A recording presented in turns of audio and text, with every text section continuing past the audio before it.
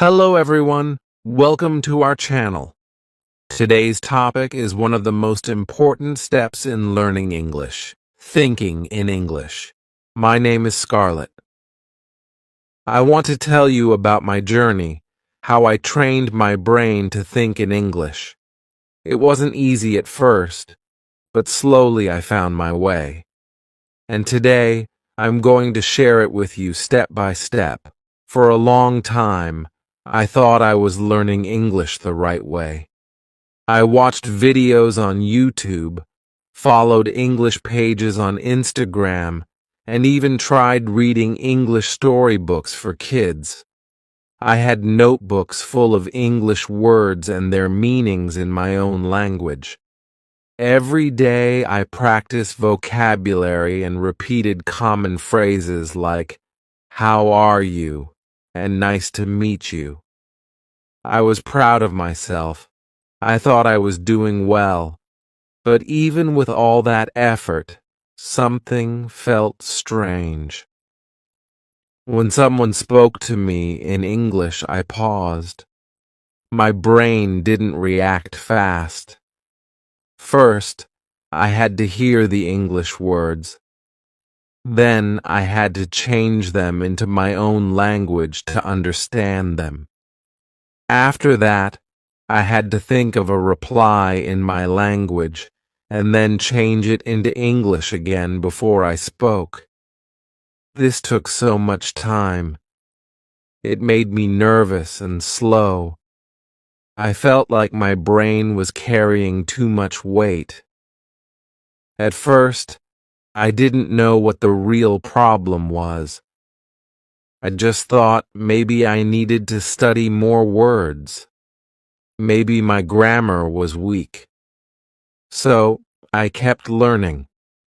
I wrote new words every day. I repeated grammar rules like do and does, is and are, past tense and present tense. But nothing changed. I still had to translate everything in my mind. I still couldn't speak smoothly. One day, I was trying to speak with a tourist at a museum in my town. He asked me, "How far is the main street from here?" I knew what how far meant. I knew what Main Street meant. But even then, I froze. My brain first heard the question, turned it into my native language, searched for an answer, then tried to change it into English. By the time I opened my mouth, the man had already walked away. I felt so embarrassed. That moment stayed with me. I knew something had to change. That night, I sat on my bed and thought deeply. Why can't I speak fast like native speakers? I asked myself. Why is it so hard for me to think in English? I remembered my English teacher once told me fluent English is not just about knowing words, it's about thinking in English. At that time, I didn't really understand her words, but now it hit me hard. I finally understood the problem. My brain was still living in my first language. Even though I had English books and English videos around me, my thoughts were not in English.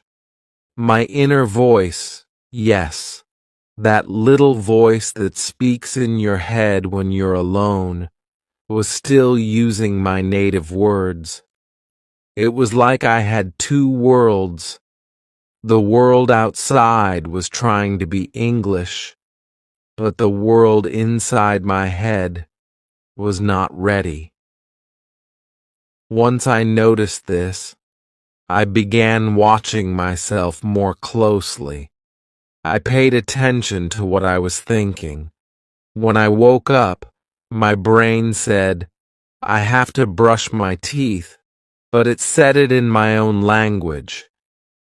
When I saw a dog on the street, I thought, "That's a cute dog," But again, it was not in English. Everything I saw, felt, or said to myself was in the language I grew up with. English was only something I used when I needed to write or speak in class. It was not part of my daily thoughts. This was the reason why my speaking was slow. I wasn't used to thinking in English, so I couldn't respond quickly. I had built a wall in my mind between English and the rest of my life. So I made a decision. I told myself, Scarlett, if you want to speak English better, you have to stop thinking in your first language. I didn't know how to do it. It sounded strange and scary, but I wanted to try. The next day, I began small. I woke up and looked around my room. I forced myself to name things in English. This is a bed. That is a window. My blanket is blue. I said the words in my mind. No voice, just quiet thoughts. It felt a little slow, but I kept going. When I brushed my teeth, I said to myself, I am brushing my teeth. My toothpaste is minty, the water is cold. I didn't care if it sounded silly. I just wanted to break the old habit. Later, while walking outside, I tried again. I looked at the trees and thought, the leaves are green. The sun is bright. I see a dog. These were very simple thoughts, but something interesting happened. My brain didn't fight me. It accepted the new way. I didn't feel tired or confused. In fact, it felt fun. It was like I was a little kid learning to see the world in a new way. For the first time, English was not just a subject I studied. It became part of my thinking. I kept doing this all day for small things. In the kitchen, I thought, I am washing the dishes. While folding my clothes, I said, this shirt is clean. These pants are soft. I started talking to myself more and more in my mind. It felt like I had a new friend inside me, an English-speaking version of myself. Still, it wasn't perfect. Sometimes I didn't know the English word for something. Like once I saw a bird on a wire and I wanted to describe it, but I didn't know the word wire. I felt stuck. For a moment, I thought of saying the word in my language, but then I told myself, no, Scarlett, stay in English. So I said in my mind, the bird is sitting on a line, a black line, maybe a rope. It wasn't correct, but I stayed in English. That was a win for me. I learned that it's okay to not know perfect words. What matters is staying in the language. The more I stayed in English, the more comfortable I felt. My brain started getting used to it. Thinking in English became a small habit that I repeated every day. A week passed, and I noticed something amazing. When I looked at a chair, my brain said, chair right away, not the word from my first language. When I felt hungry, I didn't think I'm hungry in my old language. I thought it in English first. Even my dreams started to change. One night, I dreamed I was in a grocery store asking the worker, where is the sugar? I woke up smiling. I was so happy because this was the first time I dreamed in English. It showed me that my brain was slowly switching. English was starting to live in my mind naturally. But of course, this was just the beginning. I still had a long way to go. Thinking in English for a few minutes was nice, but I wanted to do it all day. I wanted to be able to think fast, speak easily, and not return to my old language. So I started looking for more ways to stay inside English. I realized I needed more practice, not just with thinking, but also with speaking, even if I had no one to talk to. That's when a new idea came into my mind.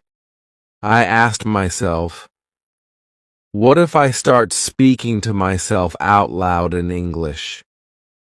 I was already thinking in English at least sometimes. But now I wanted to take the next step.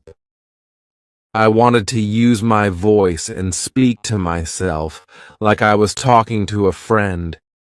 It sounded funny, but I thought it could help. My heart felt excited and nervous at the same time. That moment was the start of something new, something even more powerful. I didn't know it then, but what came next would change my English even faster. It would build my confidence and help me stay in the English world longer. After I noticed how often my thoughts were in my first language, and I started trying to think in English, my world slowly began to change. But even though my thoughts were becoming English little by little, I felt there was still something missing. It was like planting a seed, but not watering it enough. I needed more. Just thinking in English helped. Yes, but I wanted to speak fluently, not just think quietly inside my head. One morning I was brushing my hair and thinking in English, saying in my mind, "My hair is long. It looks shiny today. I need to wash it tomorrow." But then I stopped and looked in the mirror. I whispered those same words out loud, just very softly. My hair is long. It looks shiny today. I need to wash it tomorrow. The sound of my voice in English surprised me. It made everything feel more real. And in that tiny moment, I had a new idea that changed everything. I thought, what if I speak to myself out loud in English all the time? Not just in my head, not just when I write or read, but actually speak to myself, like I'm having a conversation with a friend. But that friend is me. It felt strange at first. After all, people say talking to yourself is weird. But I wasn't doing it to be silly. I was doing it to train my brain. If I could hear my own voice speaking English every day, maybe my mouth would get used to it. Maybe my brain would start to connect my thoughts and my speech faster. Maybe, just maybe, I could break that slow habit of translating everything from my first language to English before I speak. That same day, I started small. I walked to the kitchen and said out loud, "I'm going to make some tea." My voice was soft. I was alone and I felt a little shy even though no one was watching. I opened the drawer. I need a spoon. I picked up the cup. This is my favorite cup. I put the water to boil. The water is hot now. These were simple lines, but they helped me build something big. It was the start of a new habit. That entire day, I talked to myself while doing little things. While folding laundry, I said, "This shirt is mine. I wore it yesterday. It still smells fresh." When I was cleaning my room, I said, "I should throw away this paper. I don't need it." Even when I went outside, I whispered quietly to myself, "The weather is nice. It's not too cold today." At first, it was difficult to remember to do it all the time. My brain still wanted to switch back to my first language, but I didn't give up. I reminded myself again and again. Scarlett, speak in English. So I started setting little reminders on my phone with messages like talk in English or think and speak, not just think. These reminders would pop up during the day and gently push me to continue the habit. I began enjoying it. It was like building a new friendship with my voice. I didn't need perfect grammar. I didn't care if I made mistakes. I just wanted to hear myself say words in English. Slowly, I became more comfortable. Soon, I realized something wonderful. My voice and my thoughts were becoming one. Before, my brain would think in my first language and I had to push myself to speak English. Now the thoughts and the voice both came in English. It wasn't perfect, of course. Sometimes I forgot words, but I found ways to keep speaking. If I didn't know the word vacuum cleaner, I would just say the machine that cleans the carpet. If I didn't know how to say hanger, I'd say the thing I use to hang my shirt. I stopped worrying about finding the perfect word. I just kept going. And the more I kept going, the more my confidence grew. I also started creating little stories out loud while walking around. For example, if I was cooking rice, I would say, "Now I am going to make some rice. First, I will wash it. The water is cloudy. That means it's dirty. Now I pour the water out. Now I will cook it. I hope I don't burn it like last time." I laughed at myself sometimes. It was funny to hear myself telling small stories about such boring things, but it made the process fun, and most importantly, it helped me stay inside the English world longer. The longer I stayed inside English, the easier it became. One time, I even played a game with myself. I pretended I was making a YouTube video. I turned on my phone camera but didn't record, and I said, "Hello everyone. Welcome to my kitchen. Today I will show you how to make my special tea. First, we take the water. Then we add some ginger. Now we boil it." I acted like a real host. I smiled while speaking. I laughed when I forgot words and just kept going. I was playing, but I was also learning. I was training my voice to become friendly with English. Another day, I sat in front of my mirror and practiced conversations. I said, "Hi, my name is Scarlett." "Nice to meet you. How are you?" "I'm doing well. Thank you. What do you do?" Then I would answer as if I were the other person. "Oh, I'm a student.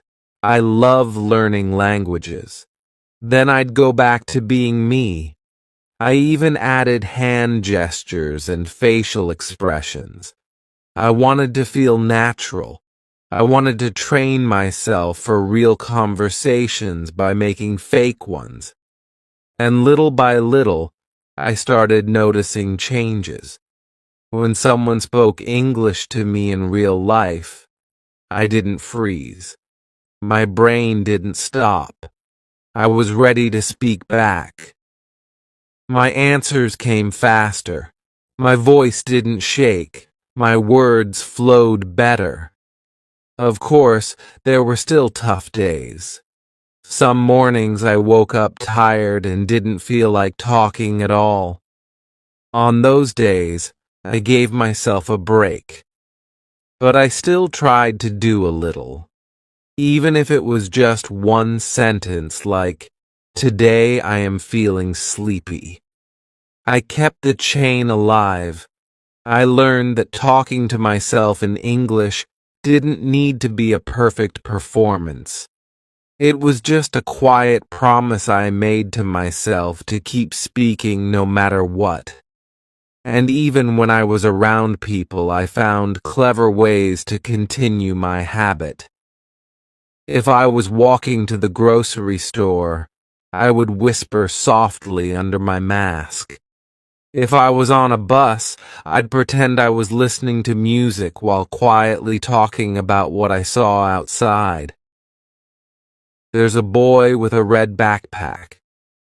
That woman has a kind face. The sky looks gray today. These small sentences helped my brain stay connected to English all day long. Then something very special happened. One afternoon, I was walking in the park and saw a tourist family asking for directions. They were looking around, confused. I walked up to them and said, "Do you need help?" The man smiled and asked, "Yes. Can you tell us how to get to the central library?" And to my surprise, I didn't freeze. I didn't need to translate anything in my mind. I just said, "Yes. Go straight down this road, then turn right at the traffic light. It's the big building with blue glass windows." The words came naturally. I felt no fear. I felt strong. I felt proud. As I walked away, I whispered to myself, "You did it, Scarlett. This is working." That night, I sat on my bed and thought about my journey so far. From being stuck in my own language to thinking in English to now speaking to myself all day. I had come so far. I realized that fluency is not just about grammar books or long vocabulary lists. It's about practice. Real, daily, simple practice. And for me, talking to myself became the most powerful way to train my speaking. It was like building a muscle. The more I used it, the stronger it got. But there was still one more thing I wanted to do. I wanted to use English in more places, not just at home or in my room. I wanted to use it during my real daily activities while shopping, walking, cooking, cleaning, and everything else. I knew this next step would take more courage. I would have to use English even when people might hear me or look at me.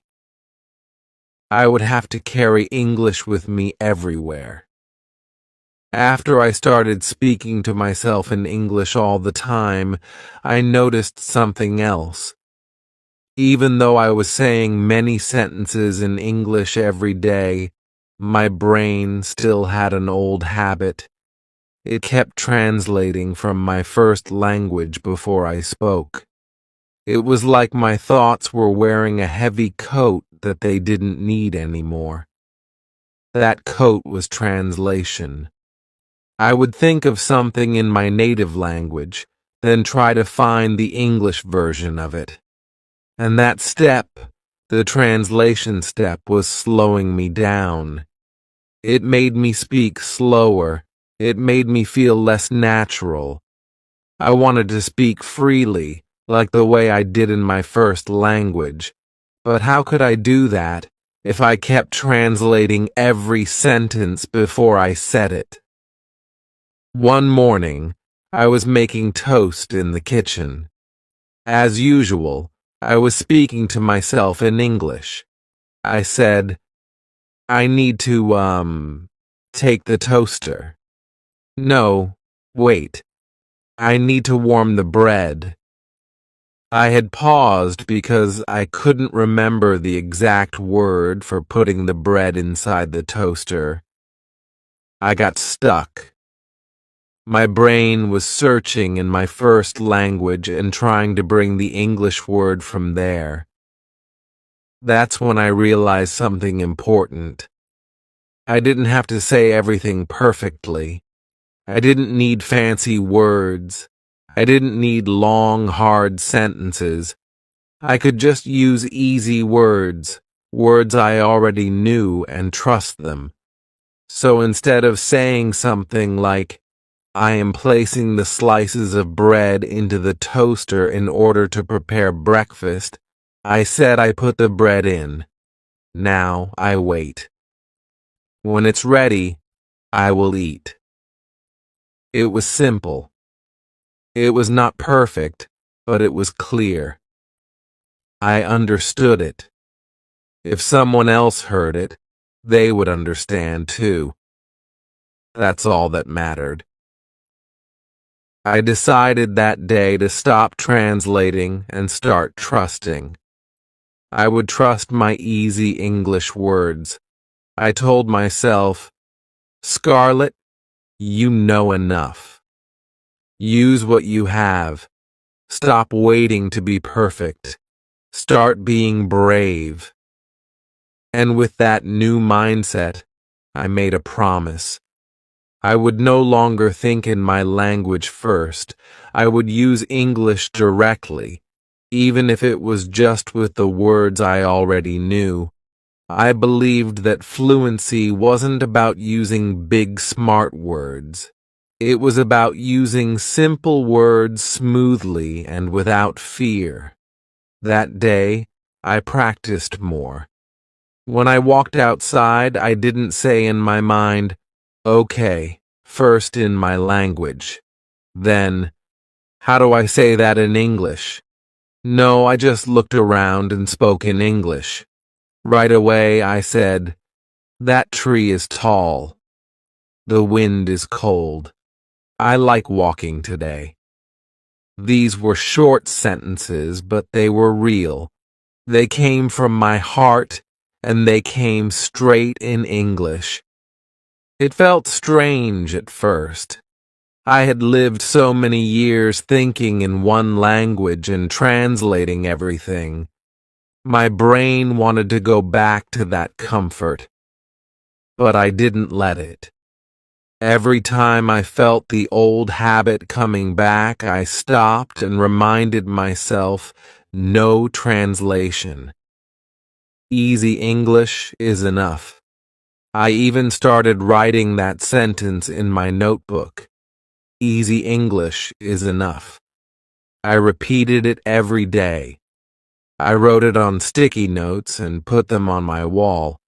When I looked in the mirror, I'd smile and say, easy words, strong brain. Soon, this became my new rule. I would only use English that I already knew. If I forgot a word, I would not stop. I would not go to the dictionary right away. Instead, I would describe the word using other simple words. One time, I forgot how to say ladder. I didn't stop. I said, that thing you climb when you want to go higher, like on the wall. That was enough. My brain stayed in English. I didn't break the chain. I started enjoying this little game. I would pick one simple word, like run, and build sentences around it. I run fast. I run when I'm late.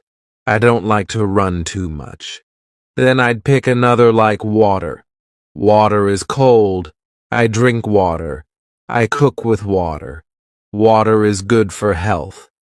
By trusting these simple words, I was building my fluency like building blocks.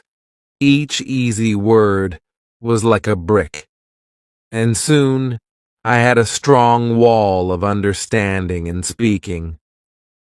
One evening, I met a woman in a local bookstore.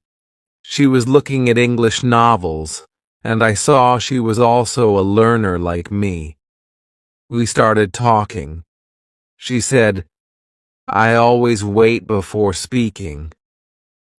I need to think in my language first." I smiled and told her, "I used to do that too, but now I don't. I just speak with easy words." She looked surprised. "Really? Isn't that too simple?" I told her, "It's simple, but it works." Fluency is not about using big words. It's about not stopping. She nodded. We had a long talk, both of us using only the English we were comfortable with, and it was a great conversation. That moment proved to me again, simple words are strong enough. As days passed, I stopped checking my phone for translations. Before I used to stop every time I didn't know a word. Now I just moved on. I trusted myself more. I was becoming a friend to my own English voice. My sentences were short, but my confidence was big. And that confidence started showing in real situations. One day I was in a coffee shop. A tourist couple was sitting near me and looking confused about the menu. The girl looked at me and asked, "Excuse me, can you help us?" I smiled and said, "Yes. What do you need?" She said, "We don't understand this item." "What is cold brew?" I thought quickly. I didn't know the exact words to explain how cold brew is made, but I used easy English. I said, "It's coffee, but cold. They make it slowly. It has strong taste." The girl smiled and said, "Thank you. That helps." I felt proud. Not because I used perfect English, but because I didn't stop. I trusted my simple words, and they worked. That moment taught me something big. We don't need to wait until we know everything. We just need to use what we already know. Language is like music. You don't need to play every note. You just need to stay in rhythm. And for me, the rhythm came from simple English. I also realized that children learn languages this way. They don't start with big words. They use small, easy words. Eat, go, play, big, small, like, don't like. And guess what? People understand them. So I started thinking of myself like a child learning again. And that idea made me feel free. I didn't feel shy anymore. I didn't feel like I had to impress anyone. I just had to express myself. After that, I started helping other learners too. I told them, "Don't worry about fancy words. Just speak. Use the words you know." Some of them said, "But I sound like a beginner." I told them, "That's okay. Fluency means speaking without stopping, not speaking like a professor. We all laughed and we all practiced together. And the best part, we all got better just by using easy English. I made a journal too, but not a normal one. I called it my simple English journal. Every day I wrote 3 to 5 sentences in it, using only the words I was comfortable with. For example, today is sunny. I drank tea. I feel happy. I saw a cute dog. The dog was small and white. Simple, right? But every sentence was a small victory. Every sentence was proof that I could think and write and speak in English without translation and without fear. Now my days feel different. I wake up and think in English. I speak to myself using easy words. I write in my journal. I help others. And I do all of this without going back to my first language. It's like I've opened a new door in my brain. Behind that door is a place where I don't need to be perfect. I just need to be present. I just need to keep going. I remember how I used to sit and wait for the right word to come. I used to say, "Wait, I can't speak until I know the exact word." But now I speak first and learn later. If I don't know a word today, I will learn it tomorrow, but I won't let it stop me today. That's the power of trusting easy English. And now I was ready for the next step. I wanted to start thinking in English during every real-life activity I did. Shopping, cleaning, walking, cooking, and stay inside the English world every moment I could. After I stopped translating and began trusting the easy English words I already knew, something inside me changed. I felt lighter. Like I was finally free to express myself without fear or stress. Speaking in English didn't feel like a job anymore. It started feeling like a part of who I was.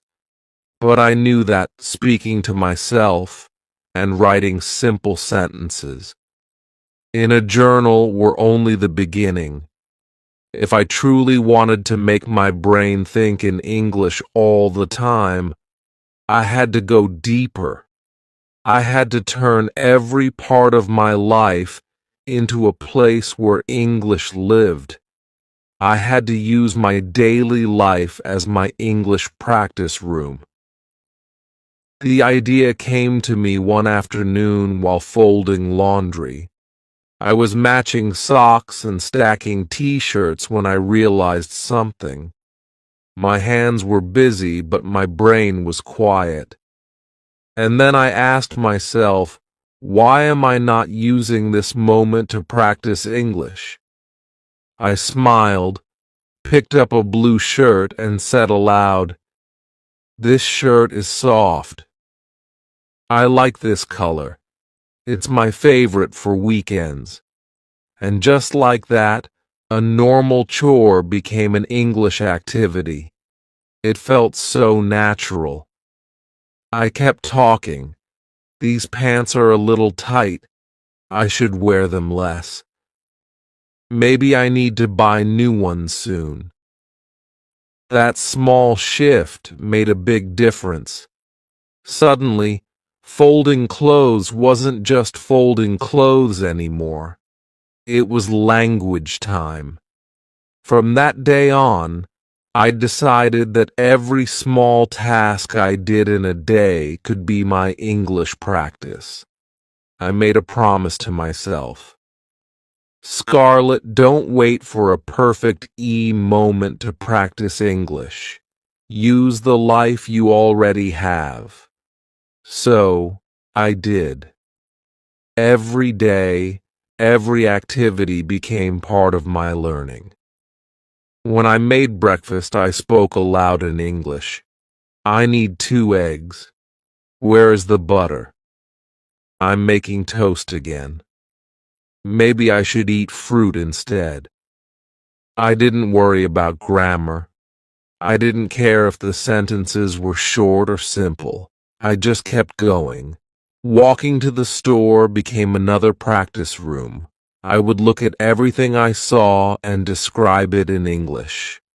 The sky is cloudy today. That woman is wearing a red jacket. The man is walking fast. I think he's in a hurry. I didn't need anyone to listen. I didn't need a classroom or a lesson plan. The world around me was my classroom, and I was both the teacher and the student. Even grocery shopping became more fun. I would read the labels in English. I would think to myself, do I need milk? I still have some, but I need bananas. I want to try a new kind of cheese today. Then when I saw the cashier, I would smile and greet them in English. Hi, how are you? Even if they didn't answer in English or didn't speak it at all, it didn't matter. I was building my habits, and every small English thought was helping me grow.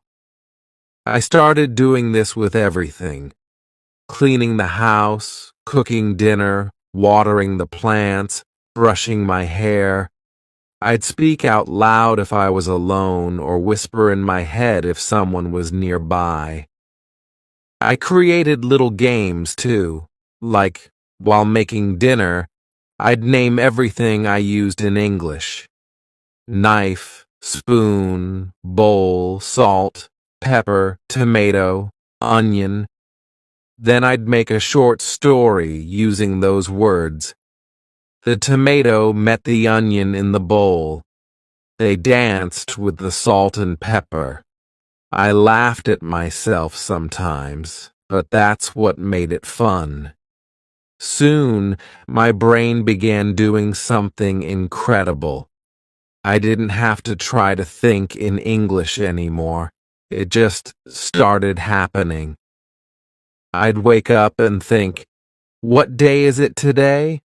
Oh, it's Tuesday. I have to do laundry. That thought came in English. No translation, no pause.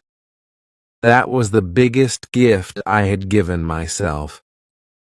By using English in my everyday life, I had trained my brain to choose it first.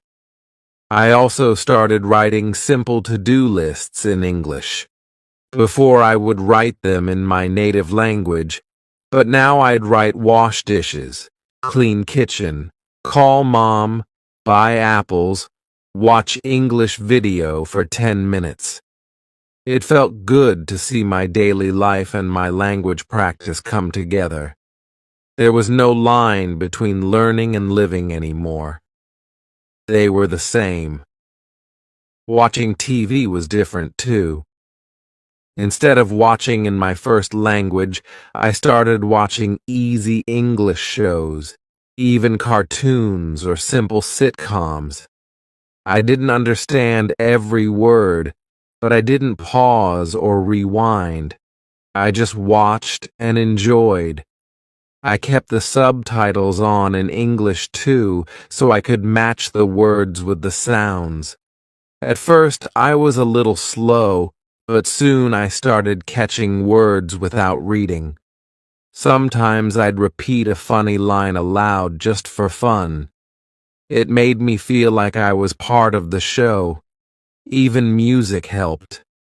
I would listen to English songs and sing along. I didn't care if my voice was good or not. It wasn't about singing. It was about feeling the language. I learned how the words sounded when spoken quickly. I learned rhythm and tone. One song had the line, "Don't stop believing," and I sang it over and over until it became part of my thoughts. Sometimes I'd wake up in the morning and that line would be in my head. That's when I knew I was starting to live in English. I also started using English while texting my friends. At first, they were confused. "Why are you writing in English?" they asked. I told them I'm training my brain to think in English. "Can you help me?" Some of them joined me. We made it a small challenge. Let's text only in English for one day. And we did. That one day became many days. We started sending voice notes too, using easy English. We laughed at our mistakes but kept going. That support made me stronger. Of course, not every day was perfect. Some days I felt tired. Some days my brain wanted to switch back to my native language. But I kept reminding myself it's okay to be tired. Just say one sentence in English. Just one. And that one sentence always turned into two, then three, then more. I learned that showing up every day, even for 5 minutes, was more powerful than waiting for a perfect hour. I also noticed a big change when I was out in public. Before, I used to feel shy when I heard someone speaking English nearby. I was afraid to talk to them or even look at them. But now I felt curious. I'd listen, try to understand, and sometimes even join the conversation. One time I was waiting in line at a bakery, and 2 tourists behind me were confused about the menu. I turned around and said, "You should try the cinnamon roll. It's really good." They smiled and said, "Thank you. That helps a lot." My heart was racing, but I felt so happy. That moment happened because I had practiced every day, not with books, but with life. Every corner of my life had become my practice room. My kitchen was a vocabulary lab. My walk to the park was a speaking session. My bedtime thoughts were now in English. I even started dreaming in English. It wasn't every night, but when it happened, I would wake up smiling. I would whisper to myself, "You're doing it, Scarlett. You're really doing it." Using my daily life like this also helped me see that I didn't need to wait for a perfect place or time. The world around me was already full of lessons if I paid attention. A bus ride could teach me new signs. A trip to the market could teach me new words. Talking to myself while doing the dishes could build my grammar. Everything counted. One day, I stood in front of my mirror, looked into my eyes, and said, "This is the new you. You don't wait for English practice. You live it." I could feel the pride growing in my chest. And it wasn't just about English. It was about who I was becoming. Confident, curious, and brave. By using my life as my practice room, I didn't just learn a language. I built a lifestyle. I created habits. I built trust with myself. I didn't need expensive courses or big books. I needed something simple to be present, to notice, and to keep going. and now I was ready for one more step. My brain was thinking in English. I was speaking without translation. I was using my whole day as a tool. But now I wanted to take it further. I wanted to learn how to stay inside that English world without getting tired. How to keep going even when things felt hard or slow. I wanted to know how to stay patient and enjoy the long journey. By the time I started using my daily life as my English practice room, something inside me had already begun to shift. I wasn't just practicing English anymore. I was living with it. I was thinking in it. I was dreaming in it. I was feeling in it. And it no longer felt like I was learning a second language. It started feeling like I had invited a quiet friend to stay inside my mind, one who whispered kind words in a new voice. That friend was English. But I knew something important. If I wanted to truly make English a part of me forever, I had to do more than just speak it sometimes or think in it when I remembered. I had to let English live inside my mind every single day. Not as a visitor, not as a guest, but as a new part of my identity. That decision changed everything. I woke up every morning and gave myself a quiet promise. Scarlett, let today be another English day. I wasn't forcing myself. I wasn't rushing to be perfect. I was simply allowing English to be present in every part of my day. Just like how we breathe without thinking, I wanted English to flow through me naturally. I began with the smallest things. When I opened my eyes in the morning, I would greet the day in English. Good morning, Scarlett. What's the plan today? Then I'd stretch my arms and say, You've got this. These tiny moments felt warm and encouraging, like little love notes to myself. It wasn't about grammar or big vocabulary anymore. It was about building a home for English inside my thoughts. As I brushed my teeth or tied my shoes, I'd continue the conversation in my head. Don't forget your umbrella. It might rain. Should I wear the red shoes or the black ones? These sentences weren't perfect, but they were real, and they came from me, from my life. That's why they stuck. One thing I noticed was how my relationship with silence changed. Before, when I was quiet, my mind used to wander in my first language.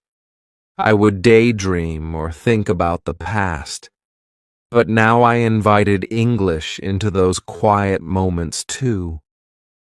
If I was waiting in line or walking alone, I'd describe everything around me in simple English thoughts.